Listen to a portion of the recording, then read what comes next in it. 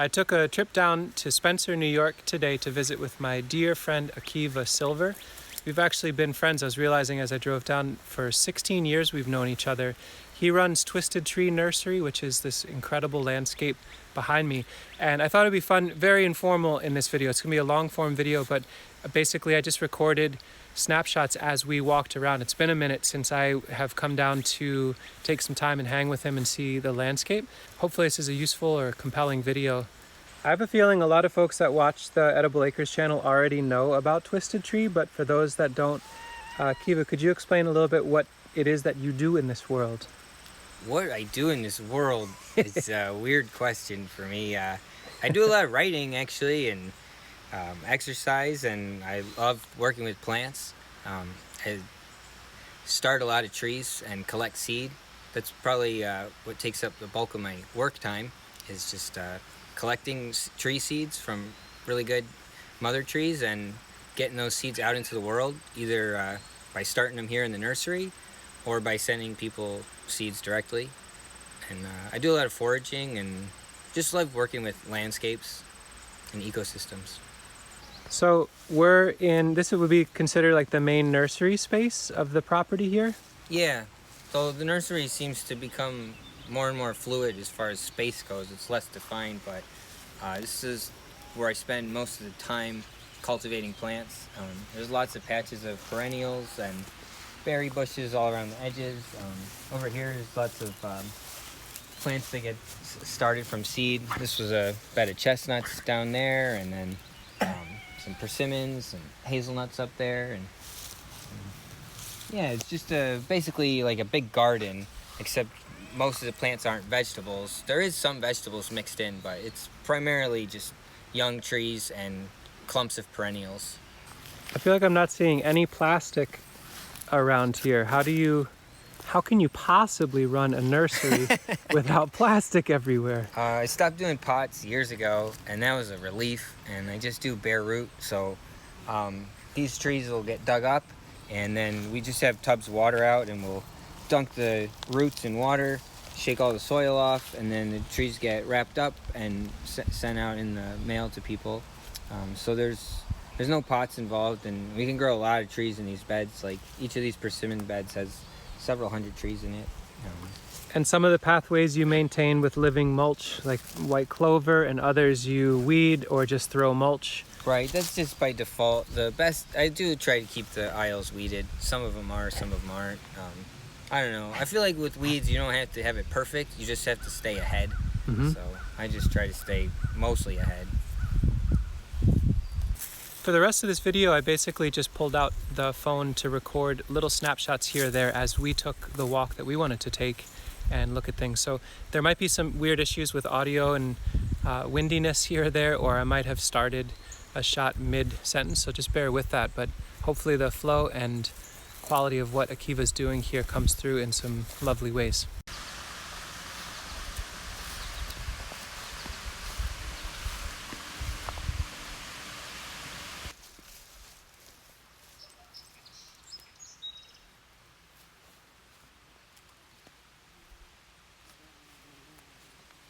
Oh, they're good. Life.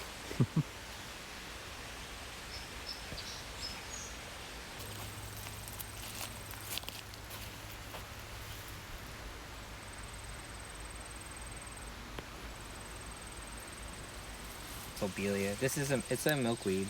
It's Asclepias something. There's a butterfly plant.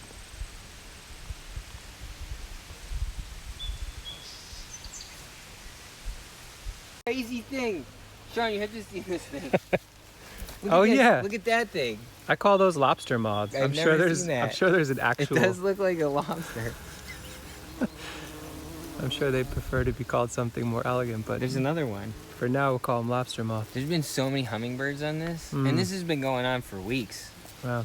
This is like the third week this has been going on. So many plants. It's not that many. It's only, what, maybe 20,000? Maybe 15,000 this year? This side's better. Well, look over here. These are all cuttings, right? Elder and currants. And currants and stuff. So you'll go through and lift all this in the fall and heal them in. Right. Man, it just keeps going, keeps going. So this is like an upper garden orchard it's like zone. a berry patch. There's a lot of blueberries in there. They've been picking every day. You got all these swales contour-ish, right? Yeah, they're on contour. There's a lot of weeds too. A lot of weeds, but a lot of foods. And so much nursery stock too.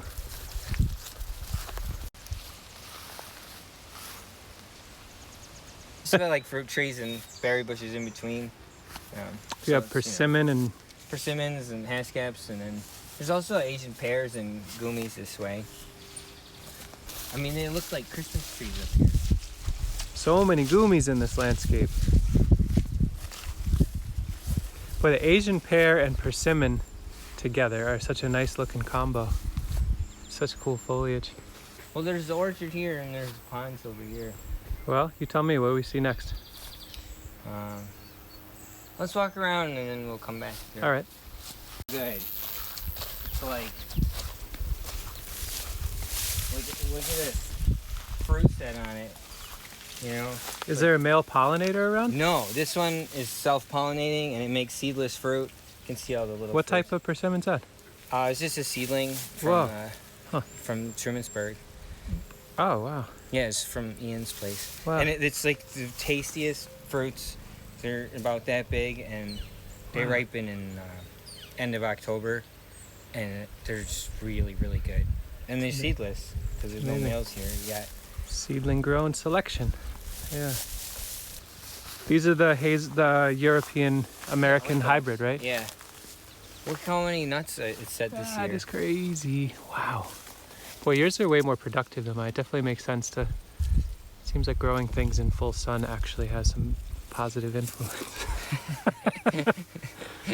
These are 12 years old. Wow. These bushes. So keystone of persimmon with 3 of them, so you can decide what fruit tastes best in about 6 or 7 years. A shrub layer in elder, a shade shrub layer in blackcurrant, and autumn olive for nitrogen fixing on the side. And the Repeated. elders in this row, they're all Bob Gordon, which is a much less vigorous elder than a lot of other varieties. You So know? less competition for the Right. persimmon when they're young. Exactly. I love it. So you're on a steep slope that's super wet at times, Yeah. and to create the conditions for really good tree establishment on this otherwise steep, clayey, wet slope, what's going on here? I see earthwork stuff happening. So I just dig out a little scoop of earth and pile it downhill. So it's just a pit and a mound. I'm just copying the forest. And I do it with my tractor, so it only takes like a minute to do each one. And yeah, just pits and mounds. If you go down that end, it's a lot wetter and they're actually still filled with water. But I like when they dry out. But you get frogs in them and everything. So it's just like a swale. I mean, all these polycultures these guilds are planted on contour overall. But Right. then where each guild is being planted, you do like a micro swale for that planting. Right, if I did a swale the whole thing, then I've done that a lot. There's a lot of swales further up, but it's harder to mow and manage, and so I don't know. I just did it this way so I can have better access to things. Because otherwise, I only can mow along the sides of the swale, and then I start to lose a lot, and I start getting pretty serious weeds in between trees. Gotcha. But, The dotted line swale planting, I like it. It's cool. yeah. There are lotus patches that are not as gross with the algae. Those leaves are huge though, my gosh. Yeah, they're like records. And then that's arrowhead, guapato on the edge there. Yeah, we've been starting to grow that this year. It's a lovely one. That's the flower. That's the flower, right? Right It's the first time they flower. there. Whoa. That's cool. And that's a sedge over there? This is a bulrush. Bulrush. It's like a giant bulrush. There's so many frogs in there. But this is Salix erisophila. It's a really cool willow. Little pocket ponds all throughout. How many ponds do you have up on this hillside now? There's 7. This is probably the smallest one. 7 ponds, and how many do you think you'll aim to make in your lifetime? Just one more. That's it? On this land, at least, yeah. Okay. So we're up the slope here, and we're in this like a half-acre hazel block or a little more. Yeah, I think it's probably 3/4 of an acre. And these are like mostly American genetics.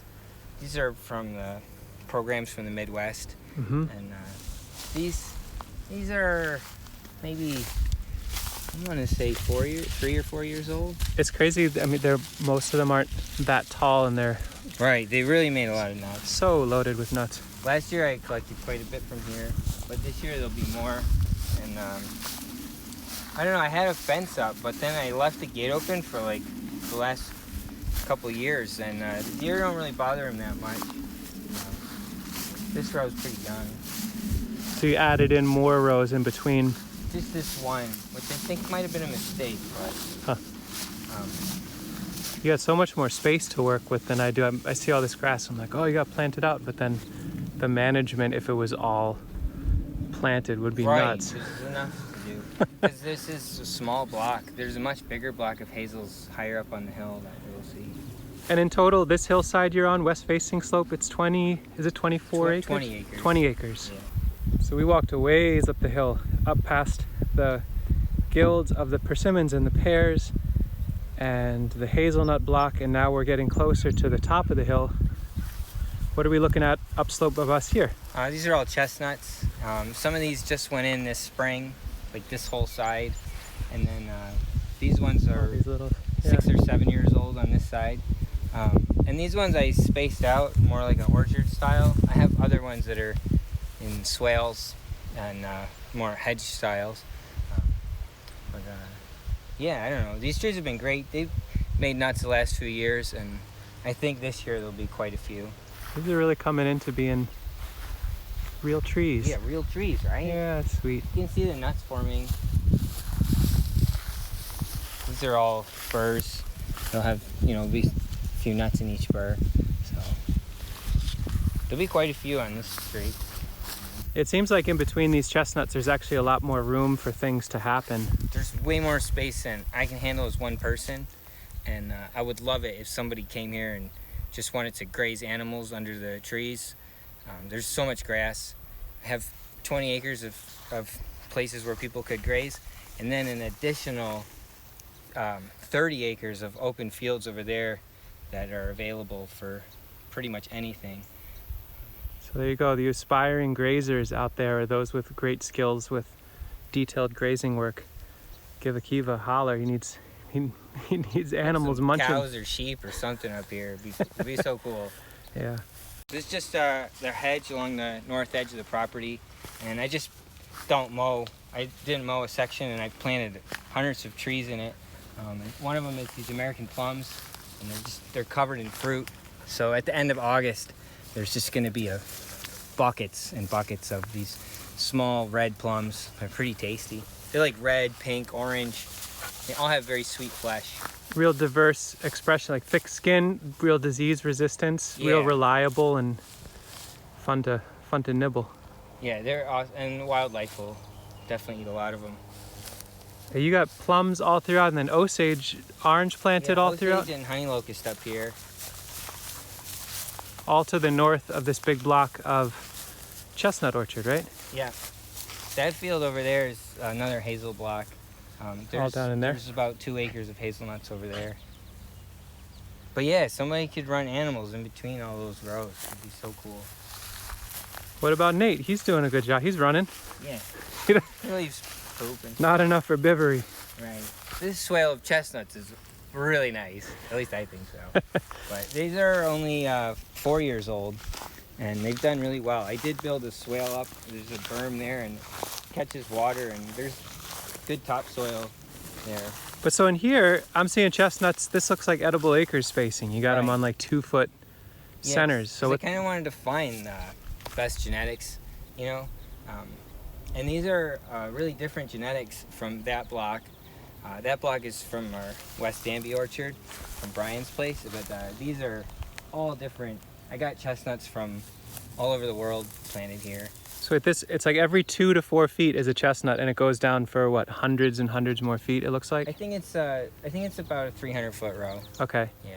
And then someday they'll start crowding each other, and you'll harvest some for firewood, or? Yeah, I'm gonna have to select trees, and I could just leave them all and just mow on the sides, but I'll probably select certain trees and thin around them. Yeah. And then they're really great shiitake logs. That's probably more valuable than the firewood. So I've heard from shiitake growers that chestnut is like the premier wood for shiitake. So I got a lot of different kinds of chestnuts, and some of them are mostly American genetic that are more bred for timber and upright growth. And this is one of them. This tree is 11 years old. Wow. And so far so good on the blight. There's a whole grove of them in here, and then I planted like 30 or 40 of them down there, and you can see some of them have already been getting blight, and some have died from it, and some haven't. So we'll just see which ones work. But with the blight, you're not going in and cutting out branches or treating, or you just leave it in the landscape, right? Right. I'm just trying to find which trees are resistant. But mostly I just like the genetic diversity. These are sweetheart chestnuts. They're 50-50 American and Chinese. This row here, and they're bred by the American Turkey Federation. They make a pretty small, very sweet chestnut. Yeah. And then are these pine nuts, or who are the? No, those are just large trees. I'm not even sure why I planted them. I just thought it would be cool. It's pretty cool, Akiva. I'll probably cut them down for poles one day. But I don't know. I don't even know why I planted them. Because you like trees? Yeah, I planted a lot of pear trees up here too, like a lot. I collect wild pear seed, and I try to find the biggest pears I can. Because some pear trees can get like 70 feet tall, and I just think it would be amazing to have pears as part of a forest, you know? Yeah. So, if you had to guess roughly, how many trees do you think you've planted to be, permanent members of this landscape? Not the nursery, but just to be here for as long as they want to be here. I have no idea. I don't know. It's definitely over 1,000. That's great. Because the hill throws you off what you think. So you dug this. This was with a big bulldozer last year. Yeah. Last spring? Last summer. Last summer, during the drought. Right. And how many gallons of water do you think are in this pond? At least a couple million. It's pretty deep.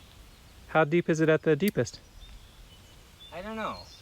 It's hard to say. I dove down the other day and it was hard.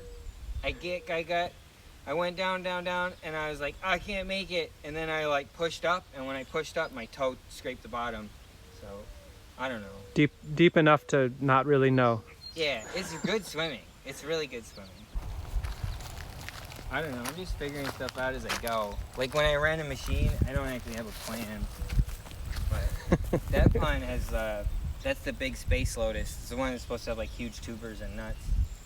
It's mostly growing around the inflow and the outflow. It's only been there just since this year.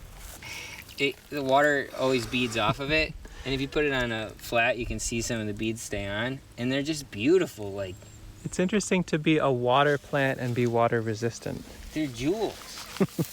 But I love this plant. It's become one of my favorite plants in the world. And edible tubers, edible greens, makes a nut, grows out of the mud, makes really good habitat for frogs and fish. These are American water lotus? These are an Asian one. The other pond is American, that are from the upper Mississippi, that Sam Thayer sent me seeds from. But these are, they're a cultivar called Big Space, and they're bred for large tubers and large nuts. But I can't wait till they flower. They're only a year old, so it'll probably take them another year or two to flower.